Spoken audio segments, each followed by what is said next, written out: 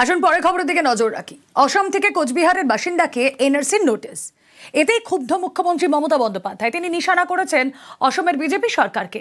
NRC ইস্যুতে BJP বিরোধীদের একজোট হওয়ারও ডাক দিয়েছেন মমতা বন্দ্যোপাধ্যায়।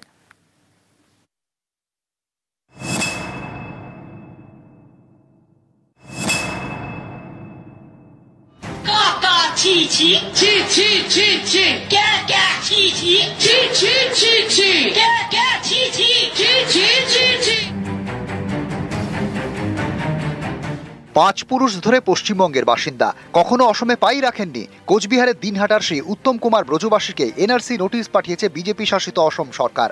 নোটিশে তাঁর বিরুদ্ধে অবৈধভাবে বাংলাদেশ থেকে ভারতে ঢোকার অভিযোগ তোলা হয়। এতে তীব্র ক্ষোভ প্রকাশ করেছেন মুখ্যমন্ত্রী মমতা বন্দ্যোপাধ্যায়। মঙ্গলবার এক্স হ্যান্ডেলে তিনি লেখেন, আমি হতবাক এবং অত্যন্ত বিচলিত হয়েছি জেনে যে কোচবিহারের দিনহাটার বাসিন্দা রাজবংশী সম্প্রদায়ের উত্তম কুমার ব্রজবাসীকে অসমের ফরেনার্স ট্রাইব্যুনাল এনআরসি নোটিশ ধরিয়েছে। গত 50 বছরেরও বেশি সময় ধরে তিনি এই বাংলার বাসিন্দা। বৈধ পরিচয়পত্র থাকা সত্ত্বেও তাকে বিদেশি বা অবৈধ অনুপ্রবেশকারী সন্দেহে হয়রানি করা হচ্ছে। এটি গণতন্ত্রের উপর একটি পরিকল্পিত আক্রমণ ছাড়া আর কিছুই নয়। এরপর সরাসরি অসমের বিজেপি সরকারকে আক্রমণ করে মমতা বন্দ্যোপাধ্যায় লিখেছেন, এটাই প্রমাণ করে যে অসমে ক্ষমতাসীন বিজেপি সরকার পশ্চিমবঙ্গে এনআরসি চাপিয়ে দেওয়ার চেষ্টা করছে, যেখানে তাদের কোনো ক্ষমতা বা অধিকার নেই। প্রান্তিক জনগোষ্ঠীকে ভয় দেখানো, ভোটাধিকার কেড়ে নেওয়া এবং নিশানা করার একটি পূর্ব পরিকল্পিত নোংরা চক্রান্ত চলছে। এই অসাংবিধানিক আগ্রাসন জনবিরোধী। এটি বিজেপি বিপজ্জনক ষড়যন্ত্রকে দিনের আলোর মতো স্পষ্ট করে দিচ্ছে। গণতান্ত্রিক সুরক্ষাকে ধ্বংস করে বাংলার মানুষের পরিচয় মুছে ফেলার অপচেষ্টা চালাচ্ছে বিজেপি।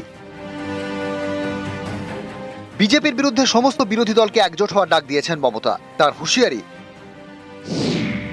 এই উদ্বেগজনক পরিস্থিতিতে সমস্ত বিরোধী দলগুলির একজোট হওয়া এবং বিজেপির বিভাজনমূলক ও দমন পীড়নের বিরুদ্ধে রুখে দাঁড়ানো অত্যন্ত জরুরি। ভারতবর্ষের সাংবিধানিক কাঠামোকে ধ্বংস করা হলে বাংলা চুপ করে থাকবে না। বিভিন্ন রাজ্যের বিজেপি সরকার তারা অত্যাচার চালাচ্ছেন, মানসিক নির্যাতন চালাচ্ছেন, ভয়ের বাতাবরণ তৈরি করবার চেষ্টা করছেন বাঙালিদের মনে। এই অন্যায়ের বিরুদ্ধে রাস্তায় নেমে আমরা প্রতিবাদ করব। সব বাঙালিকে এর বিরুদ্ধে সোচ্চার হতে হবে। বিষয়টা নিয়ে মুখ্যমন্ত্রী হস্তক্ষেপ করেছে, এখন কতটা আশ্বস্ত রয়েছেন? এখন আমি একটু সুস্থ আছি, মানে নিশ্চিন্ত হতে পারছে যে এবার কোনো ব্যবস্থা হবে। আপনার বাবা ঠাকুরদা বাংলাদেশ থেকে তারা কি এসেছেন? না, এখানকারই বাসিন্দা। আপনি কখনো কি কোনো আসামে গিয়েছেন? না, কোনোদিন যাইনি, আমি আসাম দেখিনি এখন। এনআরসি বা ন্যাশনাল রেজিস্টার অফ সিটিজেন্স, জাতীয় নাগরিক পঞ্জি, ভারতে একমাত্র অসমেই চালু হয়েছে এনআরসি। বিরোধীরা বারবার দাবি করেছে এনআরসি সিএ করে বিভাজনের রাজনীতি করতে চায় বিজেপি। এনআরসির সবচেয়ে বেশি বিরোধিতা হয়েছে পশ্চিমবঙ্গে। সব থেকে বেশি সুর চড়িয়েছেন মমতা বন্দ্যোপাধ্যায়।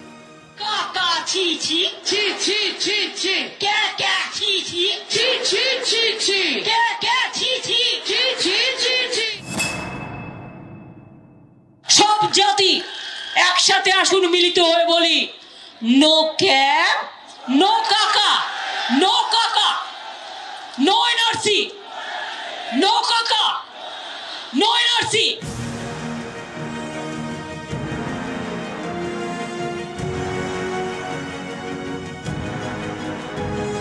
একটা মানুষকেও বাংলা ছাড়তে আমি দেব না, এটা মাথায় রাখবেন, আর আমি করতেও দেব না।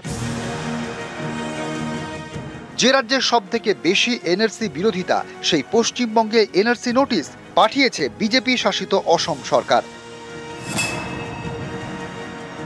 বিষয়টা ভীষণ গুরুতর এবং আমার কাছে মনে হয়েছিল একটা ষড়যন্ত্রমূলক বিষয়, একটা অন্যায় ঘটনা। এত অঞ্চলের সব থেকে পুরনো বাড়ি তাদেরই, তারা এখানকার ভূমিপুত্র। আমি এটা মনে করি না শুধু এই উত্তম ব্রজবাসীর কাছে এই চিঠিটা এসছে, এই থ্রেটটা সমস্ত পশ্চিমবঙ্গবাসীর কাছে এই থ্রেটটা এসছে। একটা অশনি সংকেত। এটার বিরুদ্ধে একসঙ্গে যেমন প্রতিবাদ হওয়া উচিত এবং এটার একটা সুষ্ঠু সমাধান হওয়া উচিত। বহু যুগ ধরে দিনহাটার বাসিন্দা উত্তম কুমার ব্রজবাসীকে অসম সরকার এনআরসি নোটিশ পাঠানোয় হতবাক তার আত্মীয় থেকে প্রতিবেশী সবাই। 1966 সালের ভোটার লিস্টে জলজল করছে উত্তম কুমার ব্রজবাসীর বাবার নামও। এরপরেও উত্তম কুমার ব্রজবাসীকে এনআরসি নোটিশ। দিনহাটা থেকে শুভঙ্কর সাহা, নিউজ 18 বাংলা।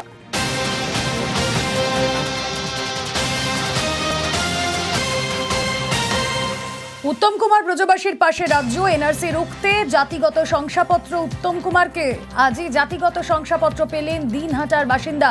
শুভঙ্করের থেকে আপডেট নেব আরো। শুভঙ্কর, দেখো, তোমাকে জানিয়ে রাখি, উত্তম কুমার ব্রজবাসী, ইনি স্থানীয় রাজবংশী সম্প্রদায়ের মানুষ। দীর্ঘদিন ধরেই তিনি এই যে জাতিগত শংসাপত্র সেটার জন্য আবেদন জানিয়ে আসছিলেন, পাচ্ছিলেন না। অবশেষে মুখ্যমন্ত্রীর হস্তক্ষেপে মঙ্গলবার দুপুরে তাকে দিনহাটা 2 ব্লক বিডিও অফিসে ডেকে পাঠানো হয় এবং সেখানে তার যাবতীয় কাগজপত্র পরীক্ষা করে তার হাতে দিনহাটা 2 ব্লকের বিডিও তার যে জাতিগত শংসাপত্র সেটা তুলে দেওয়া হয় এবং এই রাজ্য সরকারের এই উদ্যোগে খুশি উত্তম বাবু। এসসি সার্টিফিকেট হয়ে গেছে, এই ব্যাপারটা নিয়ে মুখ্যমন্ত্রী হস্তক্ষেপ করেছে, কোথাও কি একটু আশা পাচ্ছেন, ভরসা পাচ্ছেন? ভরসা তো দিল এখন বর্তমান। আপনি কি আশ্বস্ত আছেন?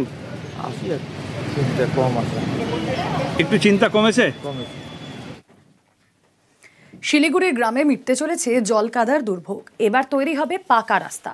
স্বাধীনতার পর গ্রামে প্রথম পাকা রাস্তা। মঙ্গলবার হলো শিলান্যাস।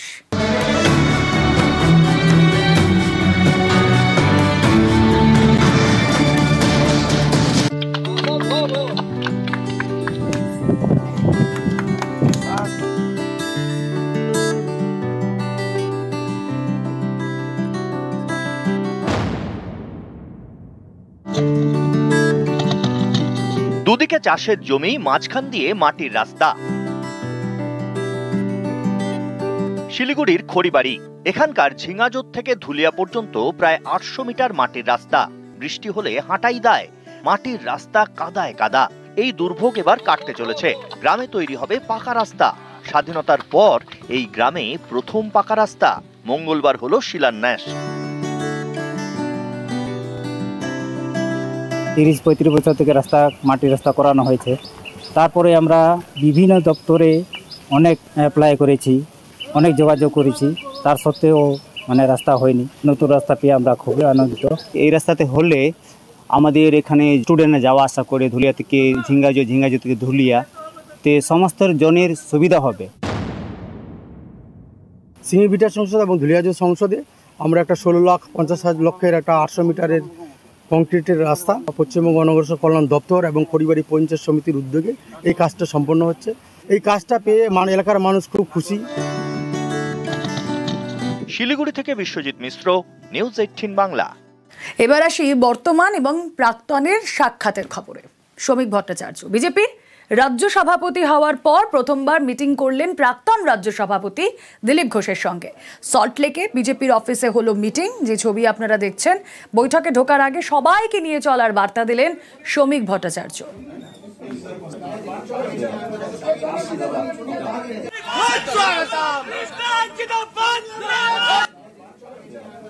যারা দুর্দিনে পার্টির পতাকা মাথায় তুলে রেখেছিলেন, নিজের এলাকায় পার্টিকে প্রাসঙ্গিক করেছেন, যে বিজেপিতে সক্রিয় সে বিজেপি নেতা, বিজেপিতে অতি সক্রিয় সে আরেকটু বড় নেতা। কিন্তু আমরা দিনের শেষে সবাই বিজেপি কর্মী। আমাদের এখানে কোনো ভেদাভেদ নেই। আমাদের এখানে কোনো বেঙ্গল লাইন, দিল্লি লাইন নেই। আমাদের এখানে কোনো নেতার অনুগামী নেই। আমরা সবাই একটা প্রতীকের অনুগামী। ক্ষণিকের জন্য কোথাও দূরত্ব তৈরি হতে পারে, কিন্তু এর অর্থ এটা নয় যে সে দলের বাইরে চলে গেছে। আগামী 15 দিনের মধ্যে সংঘবদ্ধ বিজেপিকে পশ্চিমবঙ্গের মানুষ দেখতে পাবে। আর দিলীপ ঘোষ তার নিজের ভঙ্গিতে জবাবও দিলেন। মিটিং থেকে বেরিয়ে চড়া সুর দিলীপ ঘোষের।